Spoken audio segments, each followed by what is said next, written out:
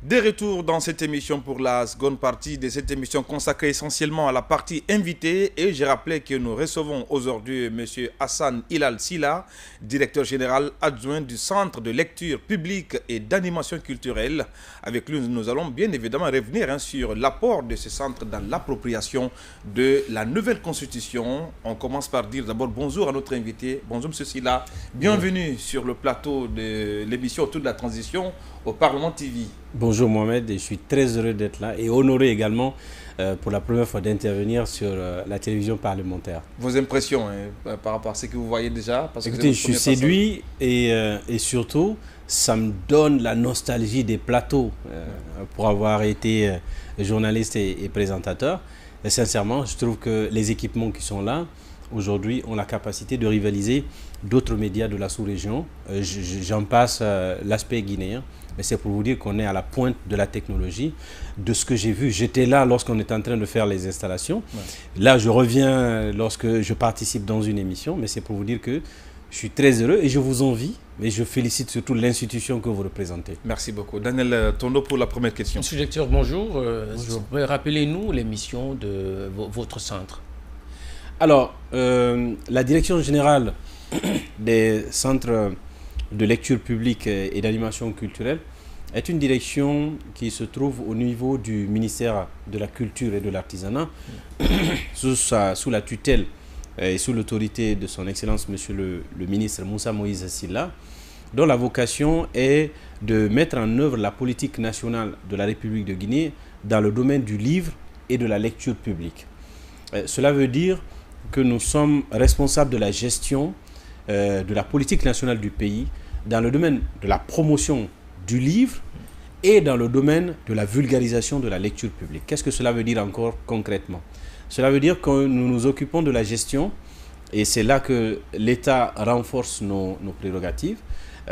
Sur le terrain, c'est gérer l'ensemble des bibliothèques de lecture publique. Il faut savoir qu'il y a 2 types ou 3 types, voire même 4 types de bibliothèques. Vous avez des bibliothèques de lecture publique. Ce sont des bibliothèques avec un libre accès à tous nos concitoyens, que vous soyez du milieu scolaire, que vous soyez vieux, jeune, que vous soyez de la presse. Tout le monde peut venir consulter les livres dans une BLP. Et ensuite, vous avez les bibliothèques scolaires. C'est aujourd'hui les 2 types de bibliothèques qui sont vraiment représentés en grand nombre. Mais les bibliothèques scolaires sont gérées donc au niveau du ministère de l'enseignement préuniversitaire qui a aussi un grand réseau.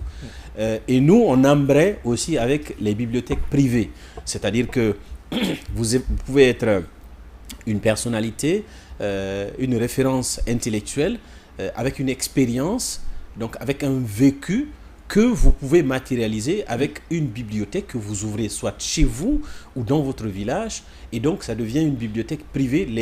Les œuvres qui sont là sont vos œuvres. Bien sûr, vous pouvez faire aussi de l'acquisition. Et de l'autre côté, vous avez des bibliothèques confessionnelles. Ce sont les bibliothèques qui se retrouvent soit à l'église ou à la mosquée. Oui. Mais cela ne veut pas dire qu'une BLP aussi ne peut pas avoir des ouvrages religieuses. Okay. Hein? Et il peut y avoir qu'il y ait ces documents aussi qui se trouvent là-bas.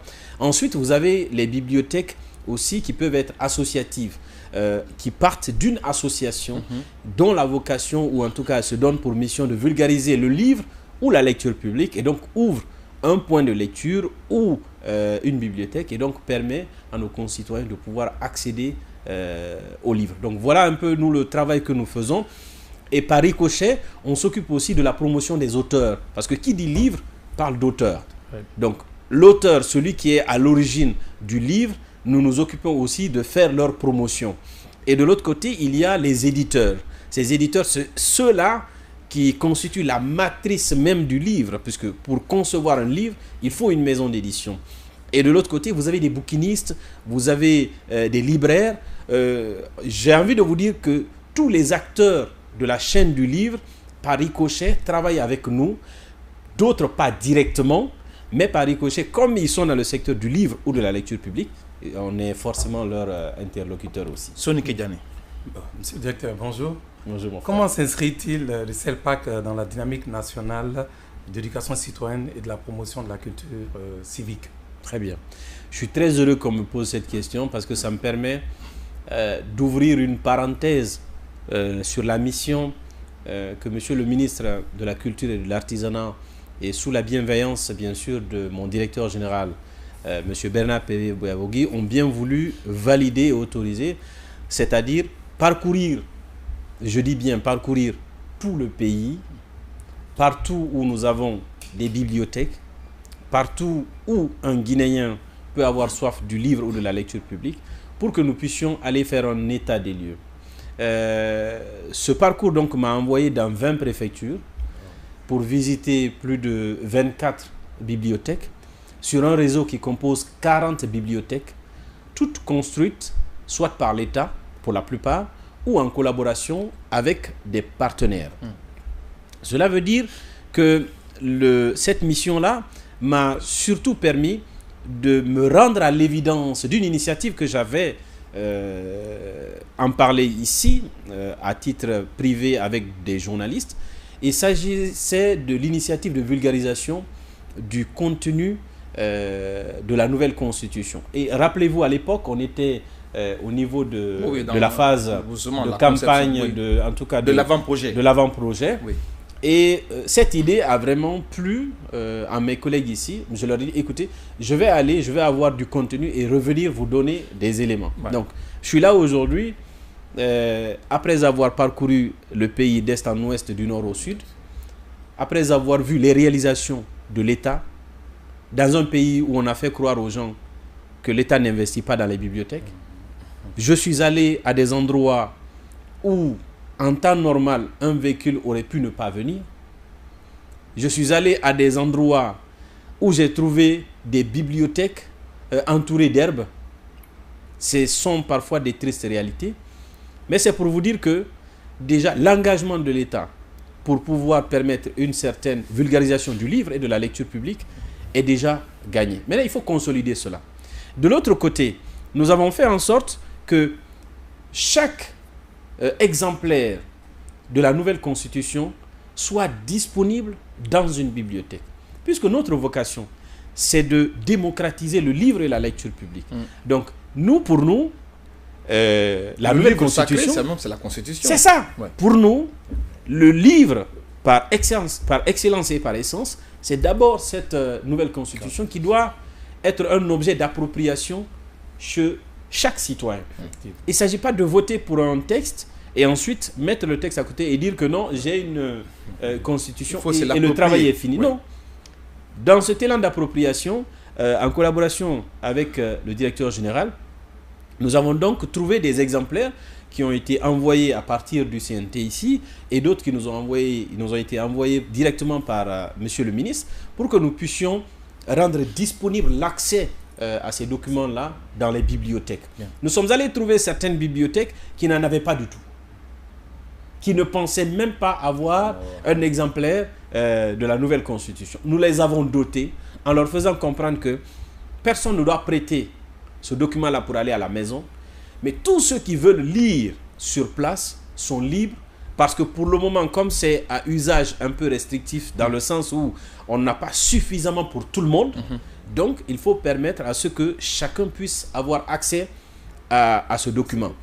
Pour vous conforter encore une fois que le travail que vous avez eu à faire ici dans le domaine de ce travail sur la nouvelle constitution, pour vous mettre à l'aise, que vous avez pris en compte, voilà, que vous avez pris en compte nos préoccupations dans le cadre de la vulgarisation de nos identités, de notre culture, de nos langues. Je suis allé dans une ville à Timbi Madina. Il y a une question que l'imam m'a posée. Il dit: Monsieur le directeur, je suis très heureux que vous soyez là. J'ai enfin l'occasion de rencontrer un responsable à qui je peux adresser mes problèmes. Il dit: j'ai une bibliothèque, mais qui ne me ressemble pas. J'ai une bibliothèque qui ne ressemble pas à la communauté que je dirige. J'ai une bibliothèque qui a du mal à drainer le monde vers elle. J'ai dit: mais c'est quoi le problème? Il dit: mais parce que vous faites la promotion exclusive d'une culture où les gens ne se retrouvent pas forcément. Pourquoi ici on ne retrouve pas des livres dans nos langues? Pourquoi on ne retrouve pas ici des livres qui nous parleraient de notre histoire? Il s'agissait de Timbi Madina. Ouais. Je vous assure que cette remarque m'a complètement bouleversé pour le reste de ma mission. Parce que je me suis dit, si l'imam, qui n'est pas lettré en langue française, me parle d'une situation comme ça, ça veut dire que nous devons prendre en compte même les illettrés dans nos bibliothèques. Justement. Et là, c'est un élément qui est essentiel. Aujourd'hui, on va se battre. Nous allons intégrer automatiquement dans les bibliothèques la question de la langue nationale. Alors, il faut que... Oui, allez-y. Après la tournée de la direction, quand même, qui a son sens, mais aujourd'hui, quel rôle pourra-t-il jouer dans les heures à venir, notamment la direction régionale et les structures déconcentrées, dans la poursuite également de cette ambition que vous apportez? Je me permets ici de réitérer l'ambition et la volonté de mon directeur général et surtout la vision de monsieur le ministre dans le domaine de la démocratisation du livre et de la lecture publique. Aujourd'hui, nous voulons aller vers un autre niveau de bibliothèque.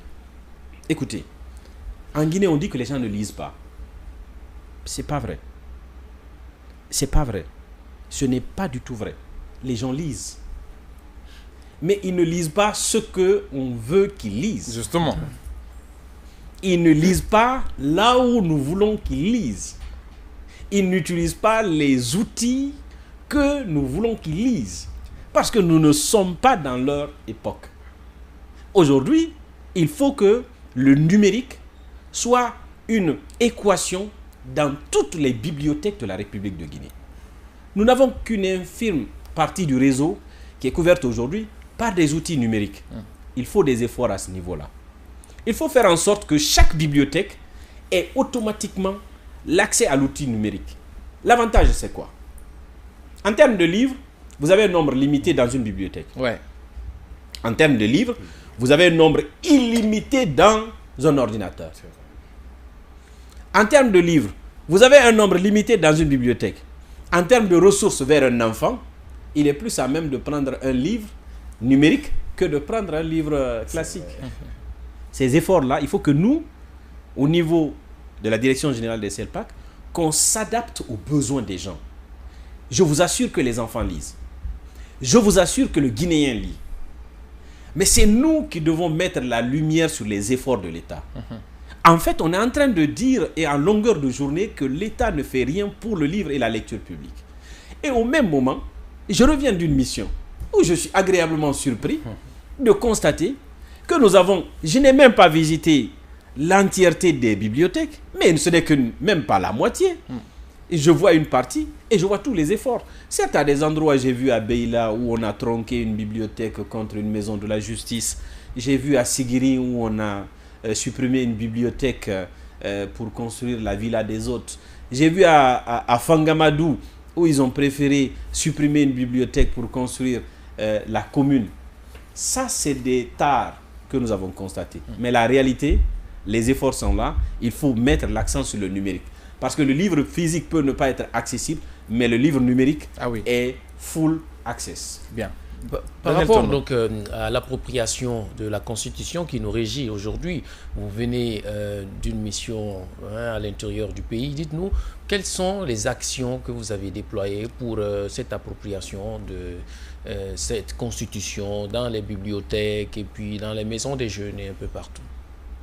Alors, j'aimerais vous dire que ça a été très simple. D'abord, nous avons informé nos bibliothécaires sur le principe. Ça, vous savez, l'information nationale est passée sur la nouvelle constitution, les grandes lignes, et ça, c'est les efforts, bien sûr, du CNT qu'il faut beaucoup féliciter, et les autres départements qui se sont joints à l'initiative. Partant de ces informations que nos bibliothécaires avaient à l'époque, on leur a dit, il faut maintenant, comme vous le faites, vous le ferez avec un livre de compte. Parce que le mécanisme de lecture publique, là aussi, j'ai envie de vous dire que c'est un métier et c'est une professionnalisation. Et donc, eux, nos bibliothécaires, ont le mécanisme comment faire envoyer quelqu'un vers la lecture. La première des choses, pour les enfants, il faut lire pour eux. les enfants, vous savez, ils imitent. Bien sûr. Donc, ils te voient lire, une fois, deux fois, ils t'imitent. C'est pas pour rien qu'ils sont accrochés à nos téléphones, les enfants. Je fais une c'est parce que digression. nous-mêmes, on est... C'est parce que nous-mêmes, on passe tout notre temps sur les téléphones, ou soit sur les ordinateurs. Remarquez, un enfant est à l'image soit de son père ou de sa mère. Son père aime le téléphone, il aimera le téléphone. Son père aime l'ordinateur, il aimera l'ordinateur. Son père aime les livres, il ne va pas abandonner les livres, ça c'est sûr. C'est vrai. Maintenant, la technique, déjà que l'exemplaire est disponible, c'est d'organiser des séances d'animation culturelle. N'oubliez pas que les BLP, ce sont des bibliothèques de lecture publique et d'animation culturelle. Cet aspect-là, on oublie très souvent. Ah oui. On pense qu'une bibliothèque, on ouvre le matin, on ferme à 18h. Non, ça c'est le cimetière des livres. Si vous faites ça, vous avez fait le cimetière des livres. Pas le bibliothèque, pas une bibliothèque. Mais par contre, quand c'est une bibliothèque, non seulement vous ouvrez, donc ça doit être accessible aux gens, et de l'autre côté, il faut que vous organisez des activités d'animation autour de la lecture. Ouais. Donc, le document est récupéré par le bibliothécaire, il organise des activités d'animation dans les écoles, in situ, mais il organise aussi hors site, c'est-à-dire dans les marchés. C'est-à-dire dans des endroits où on estime que non, genre le livre ne peut pas rentrer là, ou la discussion ne peut pas rentrer là. C'est aussi des conférences qui sont organisées sur des thèmes. Ils organisent et ils ont la latitude de s'organiser à l'interne pour pouvoir mener des activités. Une conférence débat, un thème choisi sur une problématique qui est tirée de la nouvelle constitution. Ça fait objet de débat dans la bibliothèque. Les jeunes sont réunis, les vieux sont réunis et chacun donne son mot ou sa position par rapport à ça. Là, il est plus question d'appropriation. On n'est pas à l'étape où on dit non, on discute du bien fondé d'un article ou d'un autre. Non.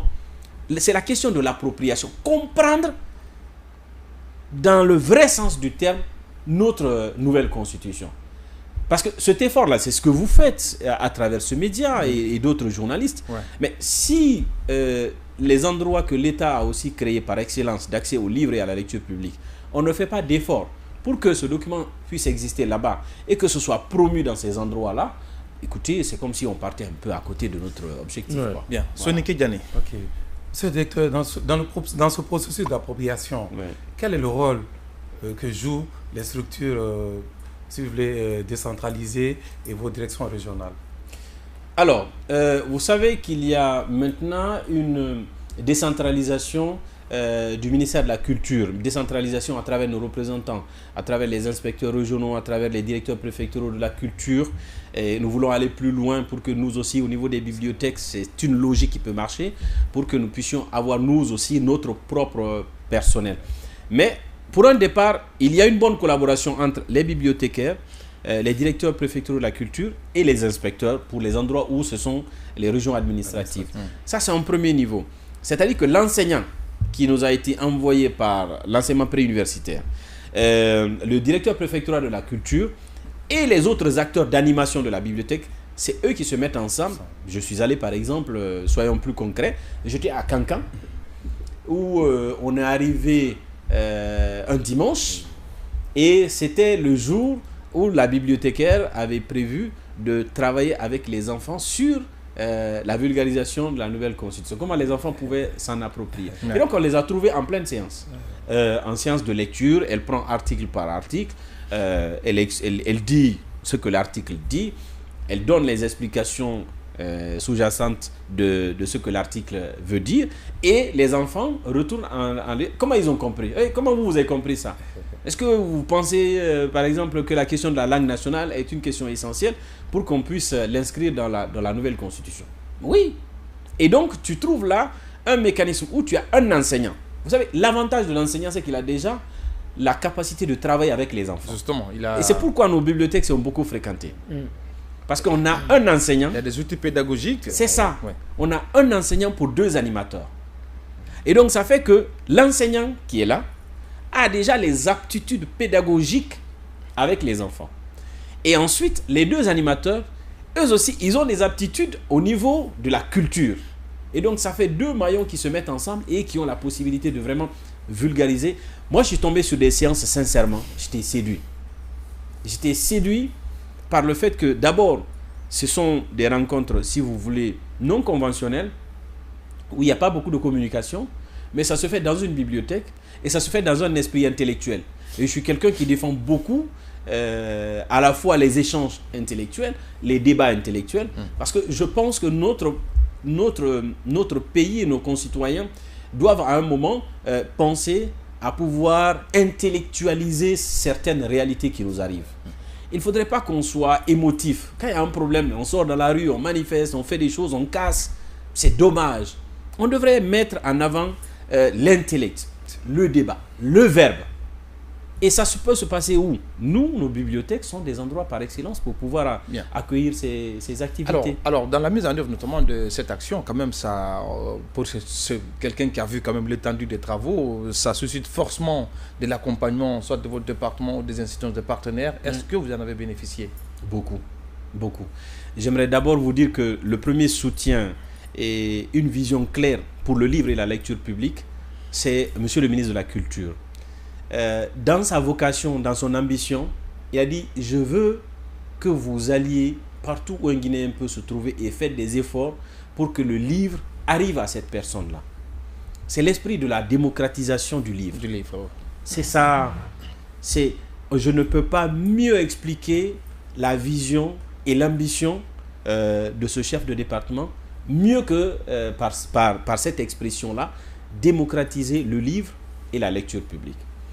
Et de ce fait, nous travaillons vraiment dans un esprit d'accompagnement. Vous savez, on a des initiatives. Peut-être que vous me direz que ce n'est ni l'occasion ni le moment, mais je me permets d'ouvrir cette parenthèse. Nous avons des initiatives sur le Grand Prix littéraire du Président de la République. C'est assez inédit. Vous avez 500 millions qui sont à la clé. Dans aucun pays au monde, il y a une cagnotte qui avoisine même les 500 millions. C'est encore des initiatives pour faire en sorte que les auteurs, que les écrivains écrivent. Il faut qu'on écrive notre histoire. Le soutien est déjà là. Maintenant, au niveau des partenaires, aujourd'hui, on a un grand réseau aussi qui est mis en place grâce à l'OIF. Vous savez, on a un partenariat avec l'OIF qui date depuis 1992. Ce partenariat a permis d'ouvrir 10 CLAC.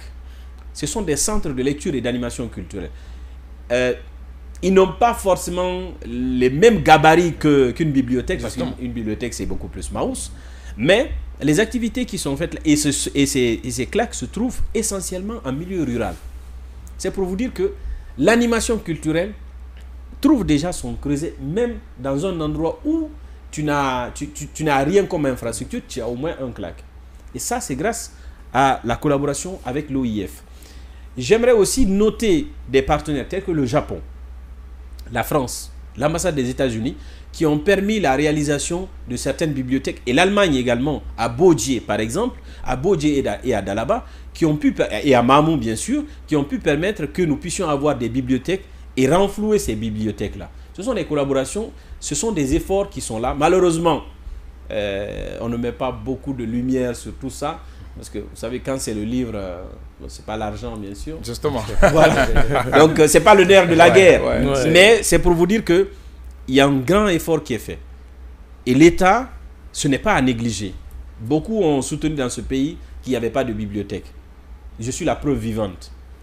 Parce que je viens de parcourir 20 préfectures et sous-préfectures. Daniel Tono. C'est vrai, vous avez mené beaucoup d'actions sur le terrain. Dites-nous, est-ce que vous possédez un mécanisme de suivi et d'évaluation par rapport aux actions sur la compréhension d'abord de cette mesurer constitution, l'impact de votre mission. Pour mesurer l'impact de votre mission, surtout concernant la Constitution. Alors, nous sommes... il y a un mécanisme de suivi. Nous sommes un service où il y a des coordinations. Pour chaque réseau, il y a un coordonnateur. Pour les CLAC, il y a un coordonnateur des CLAC. Pour les BLP, il y a un coordonnateur. Ces coordonnateurs-là ont chaque semaine et chaque mois des remontées d'informations sur les activités qui s'y tiennent dans les bibliothèques.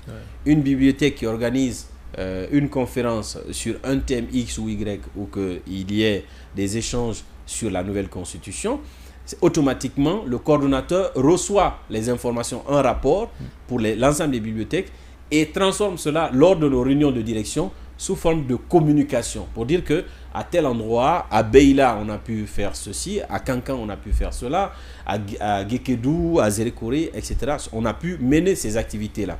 Maintenant, le taux d'appropriation, le niveau d'appropriation, j'ai envie de vous dire, En réalité, c'est quelque chose qui va se juger plus dans les actes. Est-ce que nous, on a la possibilité de savoir qu'un citoyen a mieux compris ou pas compris la nouvelle constitution? Ça se joue dans les débats. Ouais. Et ça se joue plus dans le comportement des uns et des autres dans la vraie vie. Est-ce que vous avez compris la nécessité qu'il faille que nous mettions dans la nouvelle constitution la question des langues? C'est difficile de pouvoir mesurer exactement le niveau d'appropriation de cela. Mais nous mettons cela en acte en faisant en sorte que les langues nationales fassent partie aussi des langues qui sont parlées dans nos bibliothèques. Bien. C'est-à-dire qu'il peut y avoir des activités d'animation en direction d'une couche de la population qui ne comprend ni français, qui ne comprend ni anglais, qui ne comprend ni arabe. Donc, qui parle juste sa langue. Ouais. C'est pas parce que tu parles ta langue guinéenne que nous, on doit te mettre de côté. Ça, c'est des efforts que nous faisons. Je pense que d'ici peut-être 3 mois, 4 mois, 5 mois, nous allons voir est-ce que sur certaines questions, soit juridiques, soit culturelles, est-ce que les gens se sont vraiment appropriés de tout ça? Cet effort-là, c'est chacun de nous qui devons le faire. Bien. Nous, on le fait peut-être au niveau... On le fait, c'est même pas peut-être, on le fait au niveau des bibliothèques, mais d'autres devraient faire des efforts aussi. Les médias, dans les émissions qui sont réalisées, comme on est en train de le faire aujourd'hui, ça rentre dans ce cadre-là. Et ailleurs, voilà. Ouais. Soninké Diané, pour la question. Monsieur le directeur, pouvez nous partager quelques résultats de tout ça, de toutes ces activités menées? Alors moi, je peux vous dire... résultats tangibles. Oui, je peux déjà vous dire que j'ai fait l'état des lieux. Nous avons procédé à l'état des lieux à partir d'un fichier parce que l'objet de ma mission aussi, c'était sur 2 volets. Dans un premier temps, c'était d'échanger, faire un plaidoyer au niveau des autorités locales. Vous savez, la question du livre n'est pas perçue par les présidents de délégation spéciale ou la question de la bibliothèque n'est pas perçue par les présidents de délégation ou même tout le conseil comme étant un bien de la communauté. Ça, c'était ma première mission. Je suis allé trouver dans des préfectures où, non, on considérait que la bibliothèque, là, non, ça c'est l'éducation, ça ne nous concerne pas. Bon, ok. Et il fallait expliquer comment, dans les domaines de compétences affectés aux collectivités, comment une bibliothèque devient de facto un bien communautaire et donc relevant. Ça, c'est important. Sans ça, en fait, on ne peut rien faire. Sans l'appropriation des communes sur la question des bibliothèques, en fait, on est en train de faire coup d'épée dans l'eau. Parce qu'entre-temps, nous quittons. Nos bibliothécaires sont là. Mais à qui est-ce qu'ils peuvent venir se rabattre quand il y a des problèmes de sécurité, quand il y a des problèmes d'hygiène, quand il y a des problèmes d'eau, quand il y a des problèmes de courant? Mais tout de suite, c'est la communauté qui doit prendre ça en charge. D'autant plus que l'État a encore mis en place un mécanisme pour que les mairies puissent réaliser ces infrastructures. C'est l'ANAFIC. C'est l'ANAFIC.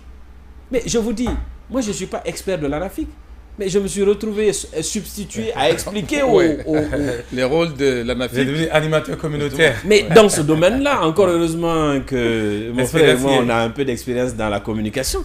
Mais voilà. Donc, il fallait faire comprendre, faire ce plaidoyer-là auprès des maires pour qu'ils se rendent compte que une bibliothèque, c'est la propriété de la communauté. Donc, lui aussi doit s'engager pour sa gestion. Alors, de l'autre côté, j'y arrive. Oui. De l'autre côté, c'était aussi de faire un état des lieux, une cartographie générale. On a très souvent pensé qu'il n'y a pas de bibliothèque. C'est le moment qu'on dise aux gens, il y en a. Voici les photos, voici l'animateur, voici la géolocalisation, voici une page Facebook, voici une page Twitter, etc. On a pris toutes les images, on a pris les données de géolocalisation, de sorte que, même de passage, vous arrivez à Gekedou, si vous regardez Google Maps sera à mesure de vous dire que ici il y a une bibliothèque qui porte le nom de tel. Voici son animateur, voici son numéro. Vous avez envie peut-être d'avoir un livre sans vous déplacer, vous pouvez l'appeler et il peut vous envoyer ce livre-là à votre disposition. Ces 2 objectifs-là étaient essentiels pour que nous, dans les années à venir, qu'on puisse faire aussi nos plans. Il y a des bibliothèques, j'ai parlé de l'aspect numérique. Il y a des bibliothèques qui ne sont pas équipées en outils numériques. Il faut faire un plan pour pouvoir les équiper. Il y a des bibliothèques qui n'ont pas d'animateur. Il faut faire un plan pour qu'une bibliothèque soit animée par un gestionnaire principal et 2 animateurs au minimum. Ces questions-là, je vous dis une chose, elles ont été essentielles dans le travail que nous avons fait. Nous sortons de là avec des données réelles. Et vous savez que dans ce pays, on a très souvent manqué de données actualisées. Ouais. À date là, on sait qui est où et qu'est-ce qui se fait dans cette bibliothèque. Nous savons les besoins en termes de ressources physiques. Tel livre est vieillissant, il faut que ça quitte le rayon. Un livre, il y a une date limitée. Ouais. Pour que ce soit reste dans les rayons. Ouais. Un livre ne peut pas rester éternellement dans les rayons. Au bout de 10 ans, il faut l'enlever. Au bout de quelques années, il faut que ce livre-là quitte. Il peut aller ailleurs. Mais il faut renouveler parce que la connaissance aussi a besoin d'être renouvelée. Ces besoins-là, c'est aussi le moment de faire le plaidoyer au niveau du CNT pour que la Direction générale des CELPAC, la question de l'entretien et du développement des bibliothèques soit prise en compte comme une réalité essentielle. Un peuple qui ne lit pas ou qui n'a pas à disposition la lecture, on a des problèmes. Je n'ai pas envie de dire le pire. Bien. Mais on a des problèmes. Alors, en tant qu'institution culturelle, quelle est la vision également que vous portez sur le rôle de la lecture publique dans la consolidation de la citoyenneté, par exemple, et pourquoi pas la démocratie en Guinée? Je pense que c'est ce que j'ai dit dans sous peu, dans notre esprit, de faire en sorte déjà que la nouvelle constitution, par exemple, soit disponible dans nos bibliothèques. Parce que, quand je me rappelle, quand j'étais venu dire ça ici, mes collègues me regardaient, ah mais ouais, ah mais ça c'est intéressant. Oui, parce qu'on n'y avait pas pensé. Ouais. C'était une très belle approche. Hein. C'est ça, on n'y avait pas pensé. Et nous, on s'est dit, sur la question de la citoyenneté, nos bibliothèques ont aussi un rôle à jouer. Comment cela peut se faire? C'est de faire en sorte que des débats d'idées s'y tiennent là. C'est pas juste venir lire un livre Et sortir. qui parle mal d'un système, d'un régime ou d'une philosophie, ou etc. Non. Pour nous, il faut que nous allions au-delà du simple fait d'avoir un livre. Une bibliothèque, c'est un livre et des animations. Ouais. Ces animations-là, parmi ces animations, il y a le théâtre, il y a le slam, il y a des concours, il y a des conférences, il y a des ateliers, il y a toutes les activités culturelles qui peuvent tourner autour. Un peuple ou des citoyens qui ont accès à l'art et à la culture et aux livres, ce sont très souvent des gens avertis. Ce sont très souvent des gens informés. Ce n'est pas pour rien que dans nos bibliothèques, il y a aussi les coupures de presse. C'est pour que tu ne viennes pas simplement être déconnecté du monde. Que tu saches que dans ton pays, quelle est l'actualité. Il y a aussi des œuvres d'art. Hein. Mais bien sûr. Oui, oui, Donc, tous ces éléments-là permettent de renforcer l'esprit citoyen auprès de nos amis et de nos frères. Parce que dans une zone où il n'y a pas une bibliothèque, qu'est-ce que les gens vont se croire? Ils vont se croire abandonnés. Ouais. Et les rumeurs et les colporteurs vont s'imposer. Ils peuvent aller dans tous les sens. Ouais. Mais aussi, il faut avouer une chose, 40 bibliothèques réalisées par l'État, ce n'est pas négligeable. Maintenant, il faut que nous, et c'est notre responsabilité, et nous allons le faire, que nous fassions des efforts maintenant. C'est plus le livre. Les gens ne doivent plus venir vers le livre. C'est le livre qui doit partir vers ses lecteurs. Cet effort-là, c'est nous. Ouais. Et nous nous engageons, avec les efforts de monsieur le ministre, avec le leadership du directeur général des CELPAC, que nous puissions aller dans ce sens-là, malgré les moyens peuvent être limités, mais la volonté ne doit jamais faire défaut. Et c'est cette vision que nous avons. Avec le peu qu'on nous donne là, on essaye de faire le maximum avec. Et c'est important. Daniel Tono. Parlez-nous un peu des difficultés que vous représentez à l'intérieur du pays, les difficultés que vous avez constatées même lors de votre mission. Justement, est-ce que vous avez rencontré des difficultés? Est-ce que vos représentants à l'intérieur vous remontent des difficultés? Vous avez l'occasion de nous en parler. Beaucoup. Le premier problème, les premières difficultés qu'on nous remonte quasiment chaque mois, c'est la disponibilité des ouvrages. Je vous ai dit ici que quand un livre fait un certain nombre de temps dans les rayons, consulté ou pas, on doit renouveler automatiquement. Et on ne peut pas parler de bibliothèque sans ouvrage. Et qui dit ouvrage dit renouvellement. Et qui dit renouvellement parle de coûts. Ce ne sont pas des coûts à négliger. Je vous fais une petite digression. De la même manière qu'on injecte des sérums lorsqu'on part à l'hôpital parce qu'on est atteint par le paludisme, c'est de cette même manière que nous injectons aussi la connaissance à travers le livre dans les têtes de nos concitoyens pour ne pas mourir bêtes. Ouais. C'est ça la comparaison toute bête. Et donc, de la même manière que vous considérez un centre de santé, de la même manière que vous considérez un médecin, de cette même manière, il y a de la considération pour une bibliothèque et pour un bibliothécaire. Si le médecin soigne le corps, nous soignons l'esprit. Et pour qu'un homme réfléchisse, agisse, il faut qu'il soit averti, il faut qu'il ait des connaissances. C'est là des difficultés qui sont imprescriptibles. Voilà quelques années, et là j'adresse ce plaidoyer-là au CNT.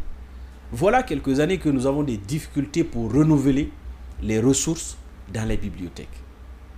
C'est déjà une faute grave que de rester une année, c'est pas renouvelé. 2 ans, c'est pas renouvelé. 3 ans, 4 ans. Et il y a des livres qui se retrouvent vieillissants de plus de 10 ans. Ce n'est pas normal. C'est pas appréciable. Mais c'est parce que nous n'avons pas suffisamment de moyens. C'est peut-être parce que nous n'avons pas fait suffisamment d'efforts aussi de communication comme je le fais maintenant. Parce que je suis sûr que les honorables conseillers qui m'entendent en ce moment-là comprendront que si je viens, Dr Dansa Kourma, mais pourquoi pas, je sais que c'est un lecteur, mais ils comprendront que pour qu'on puisse alimenter une bibliothèque, 1 milliard ne suffit pas. L'année, envoyer les ressources et les équipements, 1 milliard ne suffit pas. Mais quand vous regardez le budget qu'on nous octroie également, nous faisons des efforts avec, mais quand vous voyez le budget qu'on nous octroie, ça laisse à désirer et ça laisse des goûts de services non accomplis à un certain moment. Ce plaidoyer-là, une fois que nous on est revenu de cette mission, nous allons faire un rapport que nous allons adresser à la fois à monsieur le ministre, mais aussi aux honorables conseillers pour qu'ils se rendent compte de la réalité et des besoins que nous avons. Si on nous dote en ressources pour que nos concitoyens aient des livres, aujourd'hui, ils ont la preuve que nous avons 40 bibliothèques plus 10 claques.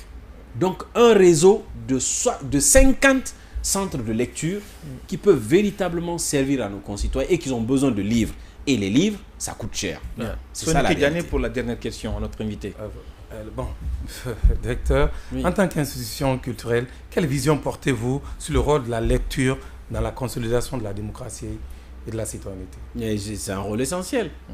C'est un rôle essentiel. On vient de parler par exemple de la nouvelle constitution. Mais si les gens ne s'approprient pas de la nouvelle constitution, ça devient juste un livre qui est là et qui va mourir dans les tiroirs. Nous jouons notre part de contribution conformément à la vision de monsieur le ministre, qui s'est dit il faut que la culture participe au renforcement de l'esprit citoyen. Comment cela peut se faire? Il faut que la culture soit active. Il faut que la culture soit agressive. Et je pense que si vous voyez monsieur le ministre aujourd'hui, c'est ce qui le définit. C'est vrai. On dit c'est un monsieur à 1000 à l'heure. Vous vous réveillez à 2 heures, vous trouvez qu'il a eu une audience la nuit tardivement, ou qu'il reste, et vous le voyez aujourd'hui ici, le lendemain il est au Canada pour voir les artistes, pour soutenir les artistes. Parce que la culture avait besoin de cette reconnaissance-là. Et quand vous remarquez que depuis que cette reconnaissance a commencé à se mettre en place, on n'a plus affaire avec des artistes qui étaient dans la dépravation, mais plutôt, regardez l'élan, je donne un exemple, l'élan des artistes pour la nouvelle constitution. C'est assez inédit. On a vu combien de concerts pour conscientiser les gens, pour leur faire comprendre que ce n'est pas une question de je t'aime ou je t'aime pas. Non, c'est une question... Malheureusement, quand vous me donnez la parole, je ne sais pas m'arrêter. C'est une question de fierté et de se dire que je vais contribuer à quelque chose dont je serai fier il y a 10 ans, dans 10 ans, dans 20 ans. Parce qu'avoir une nouvelle constitution, à mes enfants, je leur dirais, l'année-là, tu n'as pas voté. Moi, j'avais voté. Cette constitution, j'ai voté pour cette constitution. C'est notre histoire. Mais voilà, c'est ça. Donc, tout l'effort qui est fait au niveau de la culture, avec le leadership du département, c'est de faire en sorte que les artistes comprennent qu'ils ont aussi leur part de responsabilité dans la vulgarisation de l'esprit citoyen. Aujourd'hui, il y a beaucoup de choses qui se sont calmées. mais c'est vraiment par l'action des artistes. La culture, c'est un éveil de conscience. Hein, mais c'est ça. Ouais. Et à partir du moment où on a compris cela, où on a compris le rôle du département de la culture, où on a compris le rôle du livre, où on a compris le rôle des artisans aujourd'hui qui nous donnent la fierté. Je vous vois habillé en tissu traditionnel. C'est une fierté de voir aujourd'hui combien de fois le textile est revenu dans nos mœurs et coutumes, dans nos habitudes.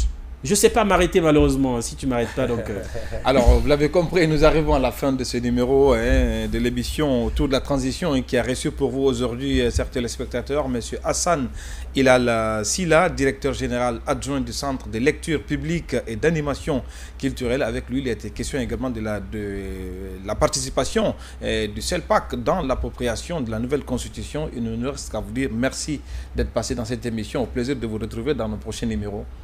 Je serai à votre entière disposition. Dès que vous avez besoin de moi, je suis là. Alors, c'est la fin de ce numéro de l'émission autour de la transition. Merci à l'ensemble de nos équipes techniques. Au revoir.